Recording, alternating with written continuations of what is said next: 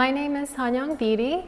I am an English teacher that I've been teaching in Korea for over 10 years now. And I've taught young learners. I've taught middle school children. I've taught high school children. I've taught business English. And at the graduate level, I've taught some TESOL classes as well at Nazarene University in Cheonan. And so I have like a good plethora of experiences, but the one that I want to talk about today that I think affects me most because I have some young learners at home is picture books or children's illustrated books. And I like to teach picture books mainly because it takes away a lot of the pressures of teaching a lot of the topics today that we covered when we have these sort of, when I come to these seminars, we talk about, what's a good way to teach children without having them memorize a lot of vocabulary words. And I think one way is through picture books, because the pictures themselves tell the stories without having to rely so much on the text. And it's good for young learners, and it's even good for learners. It's good for adults, I think, if you're learning a second language, to learn through the picture book in another language. For instance, I brought this book as sort of an opener or warm-up. Actually, I was going to use this last because it would be a good exercise to see. How many of you know Korean? How many of you are studying Korean? Yeah, some. Yeah. I know a lot of teachers here or professors here have been here for over 10 years or 20 plus years, so they probably have a good basic knowledge of Korean. But I'm bilingual. I speak Korean and English, and I think this is a good book to kind of start us off. Can you guess what the title is? Now, if you know Korean, refrain from answering, but can you guess what the title might be? Exactly, yes. Is it half full or half empty? I'm just going to show you a few pages from this book, just to give you an idea of what an English learning child, what it would be like for them to learn English. And this is in Korean. Okay. This is by a very popular author in Korea. She's from Poland, Iwona Chmielewska. All of her children's books are published here. I couldn't find the English version of them because, and I mean, I can find like these sort of popular books, but I couldn't find the English version of this particular book. So I brought this in, and I think this is a good exercise. The first page here, we'll just get right into it. It says, okay, do you see like the picture? Can everyone see very clearly? Okay. We want to focus on the middle, the center here. And the center, there's this house. And next to this house, there's this house, or a living space for somebody. And there's this house.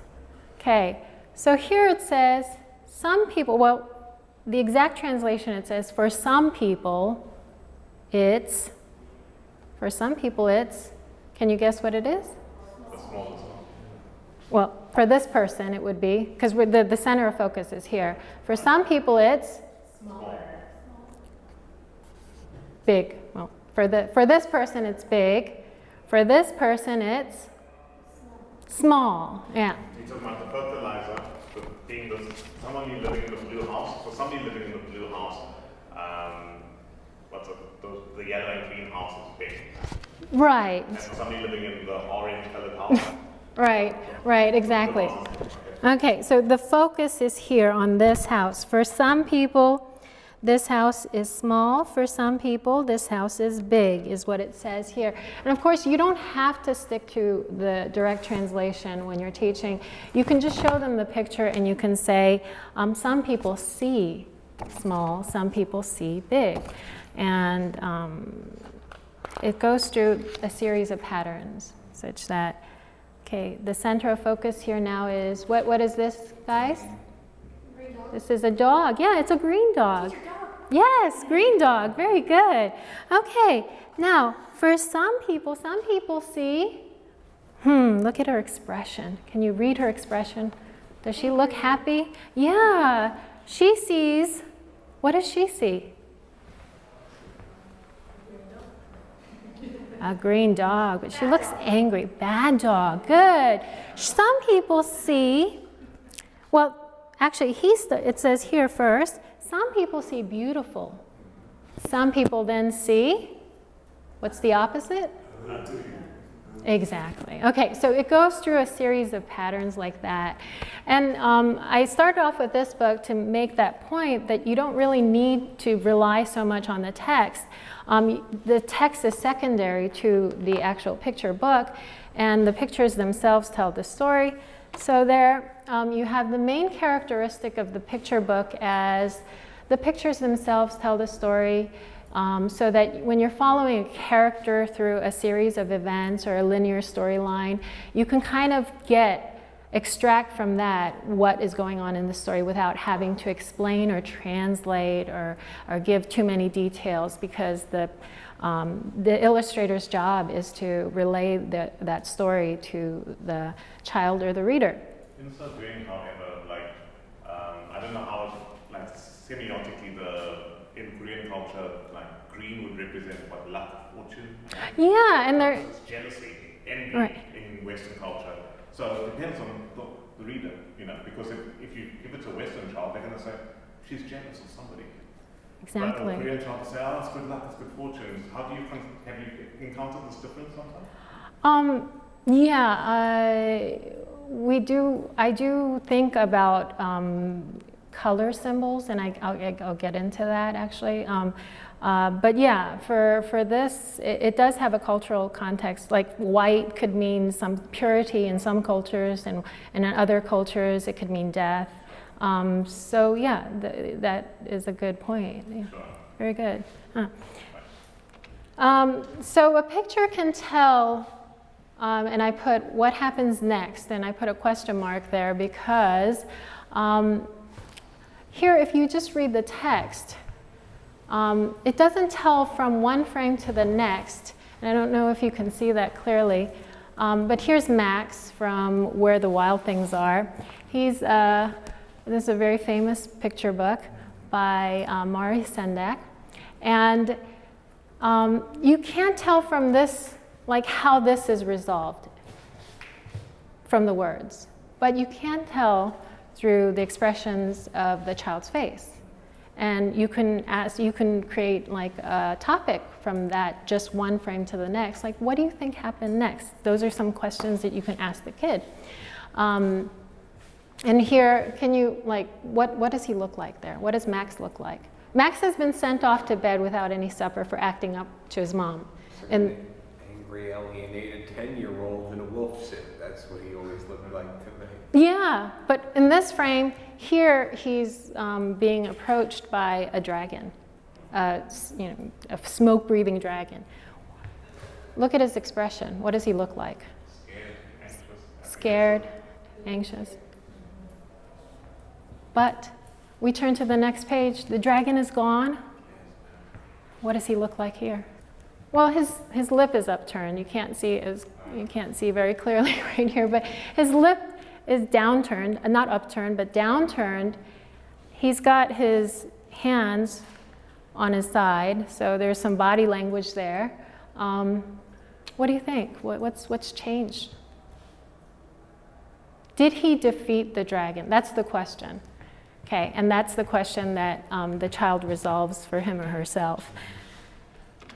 Okay, because I've been studying picture books recently as of late, just to teach them to younger kids and teach them especially in the second language, I am putting this in a historical context.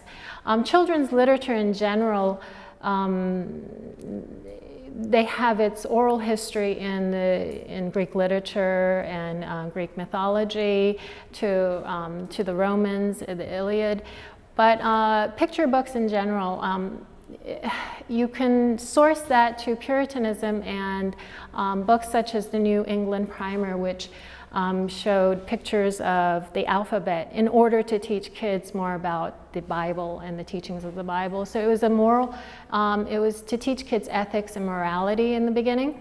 And then, but simultaneously, at the same time, in the 17th century through the 19th century, you had chapbooks, which were sold popularly and which were discredited by Puritans because they didn't have any sort of moral teachings or it wasn't encoded in such a way, but they were nevertheless popular and cheaply produced.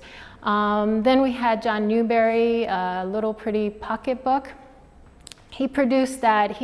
John Newbery was a bookseller, and his main purpose was to try to build a market for children's book. He wasn't as successful in his time because it wasn't until the Victorian age and the printing press that and the buildup of the middle class and the educational opportunities that opened up for the middle class children, and the advancement of technology in terms of the printing press and Gutenberg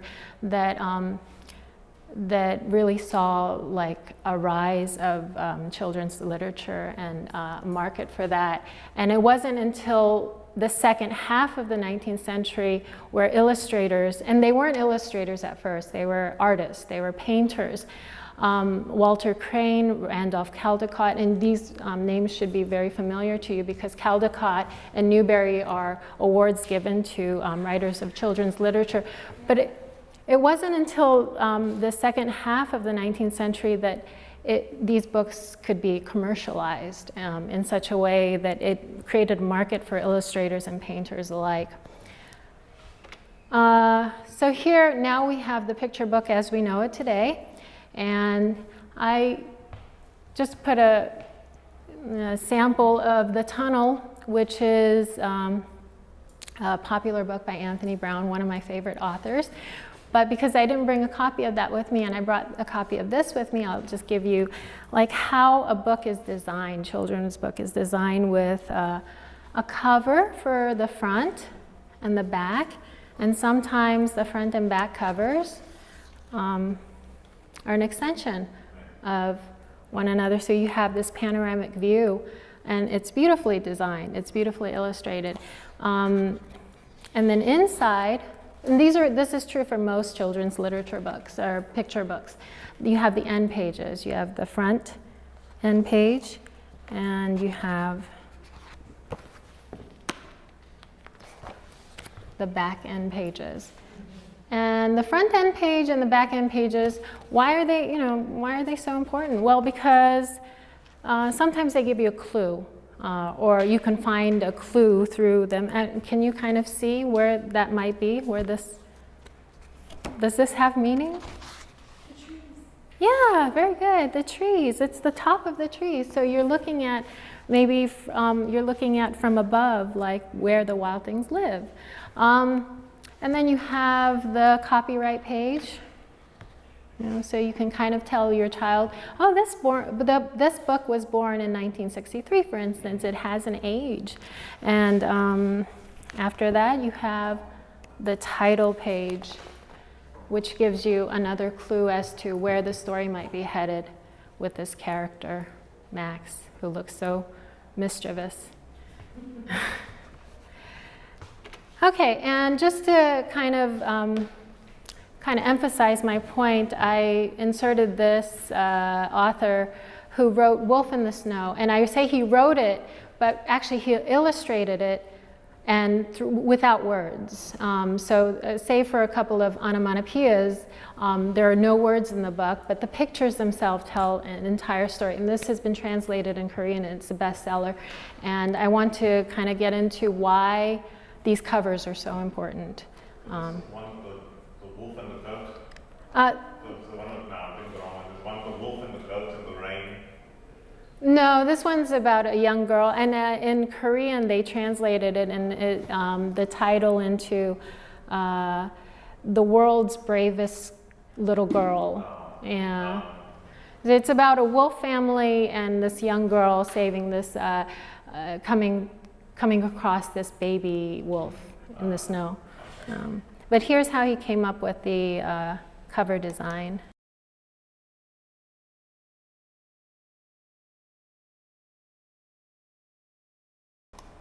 So there you can see that these picture books and even the cover, there's a lot of thought that goes into the cover and the publication of this book. So you can even have an entire conversation just based on the cover page. Like, what do you think will happen? Who, you know, like for the wolf in the snow, you can ask, well, who are these people? And why is the girl out there in the snow? And you can establish time and place just based on the cover itself. So there's a lot of thought that goes into these projects. And there are also a lot of themes that are covered in the children's illustrated books. And I've listed a couple here. I listed 8 categories. One's folktale and parody. And as an example, I list John Siska's The True Story of the Three Little Pigs, which is a parody of The Three Little Pigs, told from the wolf's perspective. So it's funny, and you know, kids tend to like things that are taken from the ordinary. And you do.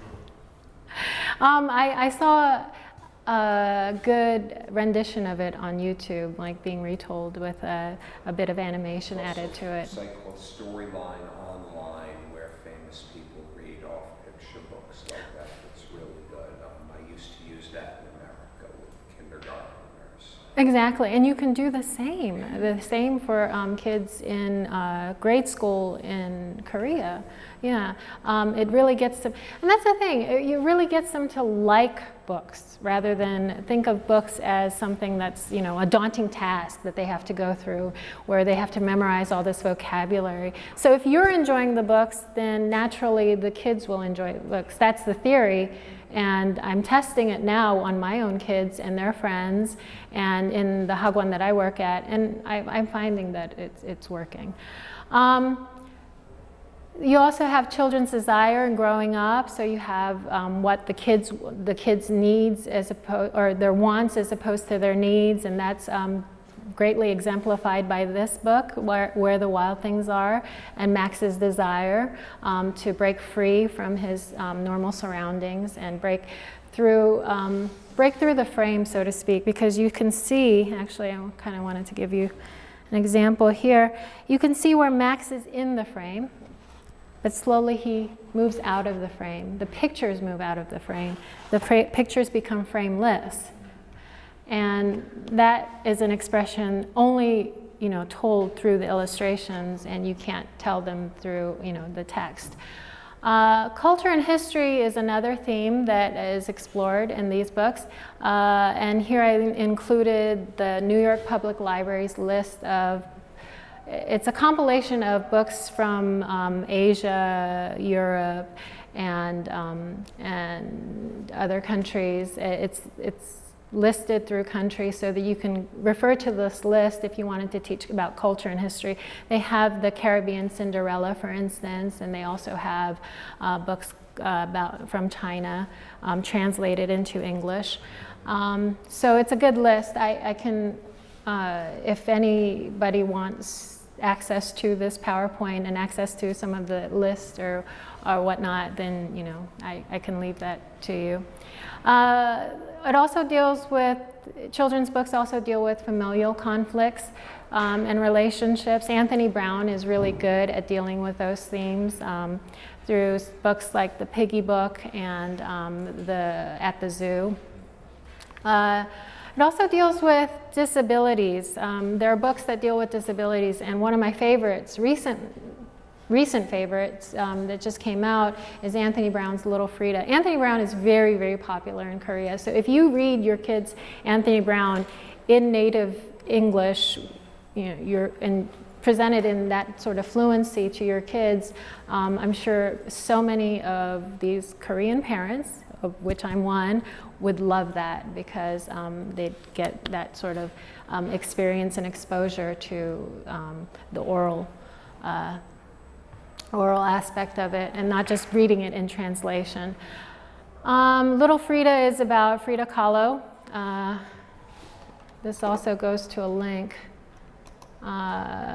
Frida as a young girl, and people are calling her Peg Leg because she had, okay, well, I just wanted to kind of not go through this video, but here's where he gets a lot of his ideas from Frida Kahlo's own pictures, and he puts those pictures and adds those as sort of clues in his own illustrations of his children's book. But it deals with Frida Kahlo's inability to walk like a normal child, and how that later becomes a strength for her in terms of her painting and her being able to fly with wings in her world of imagination. So it's a really great book for kids to learn about disability, not just about disabilities, but just empathy through pictures. Another theme that that is explored in children's books is real circumstances and social issues. And when I say real circumstances, like things like war, things like, well, this particular book, Tommy Unger's Otto, deals with the World War II, and it's about a teddy bear that is separated from his Jewish family and is reunited 50 years later. And I kind of want to show you a print from that book, because unlike most children's books, it paints reality as it is. Like you can, so for some people, you might not want to delve into issues like this until maybe later on, not like for 4 or 5 year olds.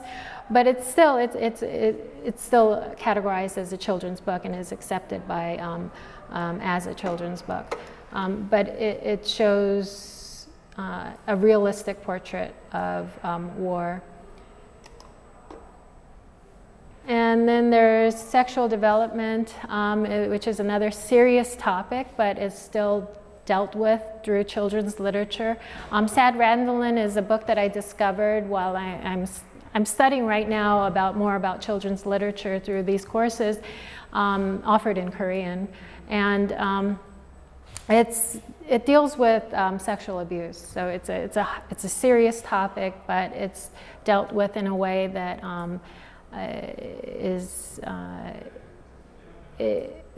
deals with it in a way that it's very sensitive, and yet, you know, like you can have a conversation with your child about it through these illustrations and through explanation.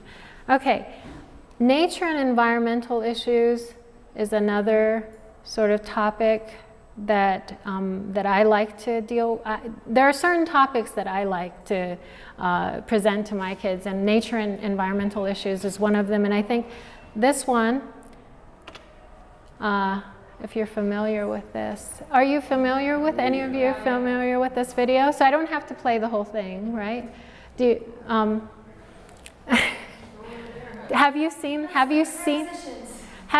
this video? Has anyone seen this video? I've seen it played with kindies when I subbed for the music teacher. Okay, good. But how do you feel about this video? Like, what do you think? Well, from an environmental perspective, open up. I just remember the rhythm of going on a bear, or going, yeah, one. Well, but it was made before the environmental awareness movement. Right. Gathered strength. Like it's really old, and maybe you want to teach. Okay, we don't hunt bears anymore. Maybe we try to take a picture of the bear instead. Right. Well, when I say environmental issues, I mean like those categories as sort of being incidental to the actual story themselves.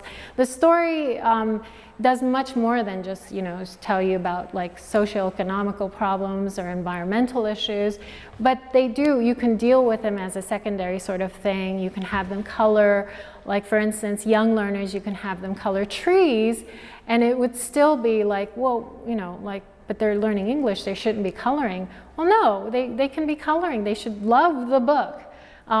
They should, and then through the books, you learn appreciation for trees. You learn what tree means, and so on. But this is, I think, a perfect example of rhythm, of rhyme, teaching vocabulary, teaching key words, and teaching through body language.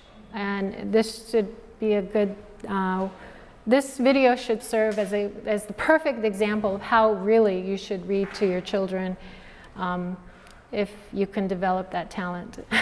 When you place an option like this where you have two options available, so either firstly watch the movie and then read the book, because that applies to this and it applies to setbacks where the wild things are, like you can watch a Catherine Keener rendition of the actual Hollywood movie. Right. So do you find sometimes it can backfire, like when you watch the movie first? I'm using this as an example for us. I think. I'm using this as an example for us because when I'm teaching as a teacher, I want to read myself. I don't want to play the video necessarily. I use this as sort of like, well, and also with my own kids, I find that even when they see videos like this or they see a video rendition of these picture books, they still want to hear my voice. Yeah, definitely. Yeah. I mean, you need to do two in tandem. From my own subjective perspective, from like the South African education upbringing, like they always do two. So there's the teacher reading and then watching the book, watching the movie. But I find sometimes the magic's lost obvious because you miss the plot when you watch the movie. And if it's a duffer of a movie, if it's a really bad one, like I want some bad Macbeths, some bad King Lears, and I read the book, so I thought this book is fantastic. But that movie sucked. That movie is horrible. And we watched the movie first. And it's terrible. And then when I read the book, it's like, and my zeal for reading the book actually died. Or opposite, the book was actually like Mosquito Coast, Paul Theroux's Mosquito Coast, lousy book for me, but the movie, amazing. Was amazing. With River Phoenix, amazing. My favorite River Phoenix movie. So that for me is a big problem as a teacher. Like not in the whole that I teach because we only do the reading. But if you had to make a choice, I just want to know from you, which one would you go for first? Reading. I would do the reading. Yeah, I would do the reading, and then if I had a affinity towards a certain kind of movie or a certain kind of, I would show them clips in order to give them a taste of what this could be, and then also maybe use that as a role-playing tool. They do that a lot in Hagwons too, actually. You don't have to show the entire movie, but you can teach phrases and you can teach words and you can have a conversation through showing clips of that, and not the entire thing. But I think as our job our job as teachers, as facilitators, it's to model mostly. And so I'm showing this just to give you an idea. And because I'm limited in time, I'll show you just a little bit of it, just to give you an idea of like how it can be done, how you can do it yourself, or maybe I know I take tips from it, but here I'm going to just show a little bit of it.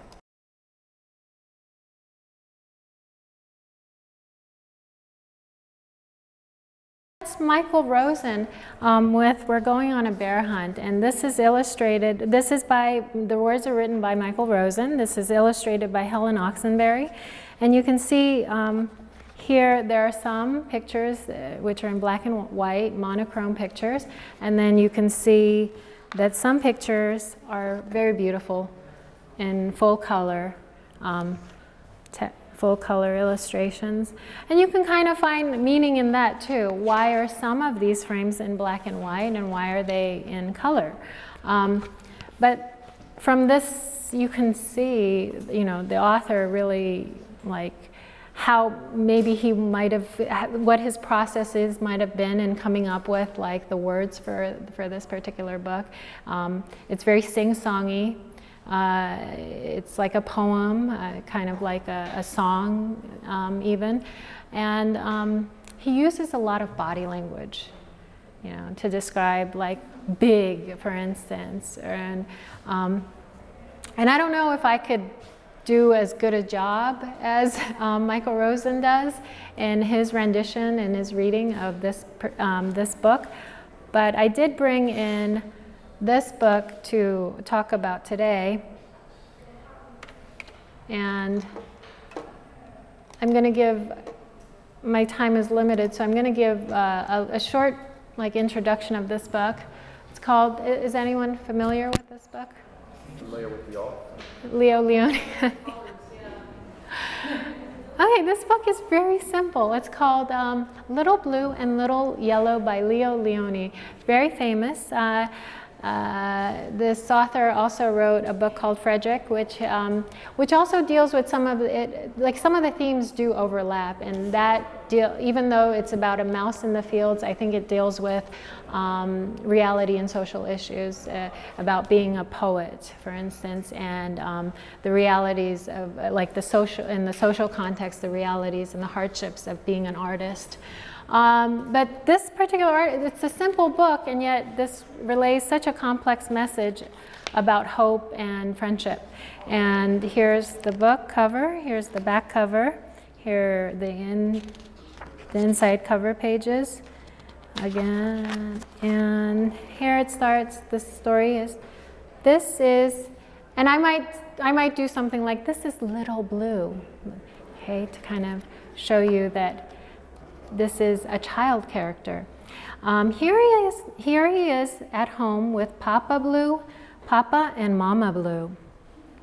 Little Blue has many friends, okay, and then you can ask, like, who are Little Blue's friends? Little, and then Little Orange, good. Little, good, because Little Yellow is Little Blue's bestie, but his best friend is Yellow Blue, Little Yellow, who lives across the street. With who?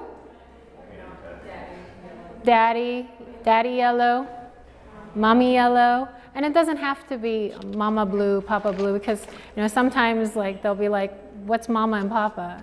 We know Mom and Dad. Here's Little Blue in school while they sit in neat rows. And here's Little Blue. Is he in school? Is this? No, Little Blue is outside. So here you teach vocabulary. You can teach simple vocabulary. You can present these before you read the book and kind of have them kind of guess what these words are as you're reading the book. But what I like to do in my reading is I like to read through the entire book first and then check comprehension afterwards by having them read along with me. Do a second reading, have them read, check for comprehension, check for fluency and pronunciation. So I do 2 readings mostly, for the most part. I do 2 readings. The first reading I just like to read to them and just have them listen. And then the second reading is when I have them read along and then read along certain phrases in the book. And then I ask questions like where, and use keywords like inside and outside.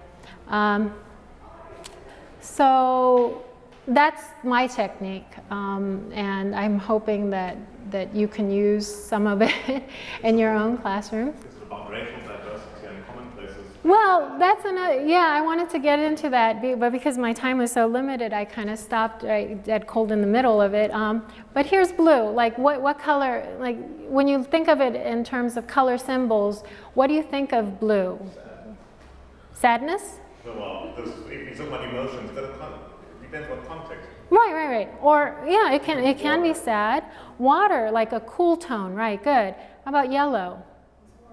Warm tone, like Sunny and bright. Sunny and bright. So when you bring these 2 together, what do you get? Green. Green. What does green represent, guys? Something fresh and New life, right. Something new, a new friendship. And see, they become green how? How do you think they become green? They get married. Oh, before you get married, you might, yeah, before. They hug each other. Yeah. that's also what represents there. Yeah, they hug each other. Good. Yeah, so these are also cervix clues if you present it before the reading themselves and you go through the vocabulary. But yeah, they hug each other and they become friends. And then when they go home, guess what? They're in trouble because Yeah, mom's like, you're not our little blue. You're not our little yellow. You're green. And the kids are like, but some of my kids, they were like, uh-oh, they're green. Their mom's not gonna, they already kind of right away. So it's fun. It's kind of, it gives you a clue as to what the kids are thinking as well. But that's my presentation, and since my time is up, I'd like to thank everybody for listening, and thank you very much.